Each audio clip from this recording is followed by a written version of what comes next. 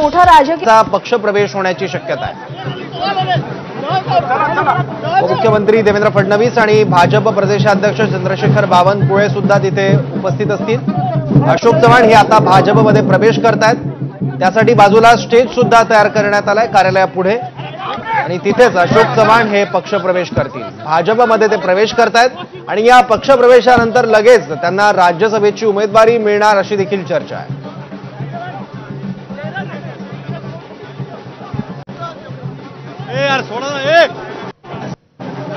मोठ्या संख्येनं नांदेडमधून कार्यकर्ते सुद्धा आलेले आहेत। अशोक चव्हाण यांचे समर्थक आलेले आहेत आणि त्यांची आता भाजप प्रदेश कार्यालयासमोर गर्दी सुद्धा बघायला मिळते आहे। अशोक चव्हाण हे भाजप प्रदेश कार्यालयात दाखल झालेत आणि थोड्याच वेळात ते भाजपमध्ये प्रवेश करतील।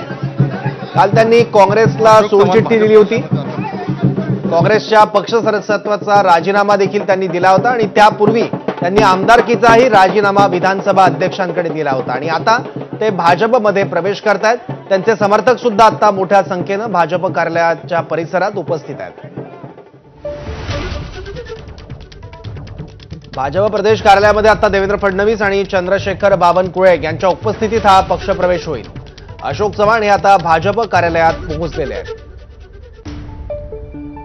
पक्ष जो निर्णय घेईल तो मला मान्य असेल असं काही वेळापूर्वी अशोक चव्हाण हे म्हणालेले होते। त्यांची प्रतिक्रिया आपण जाणून घेतली होती आणि आता ते भाजपमध्ये प्रवेश करण्यासाठी कार्यालयात पोहोचले आहेत।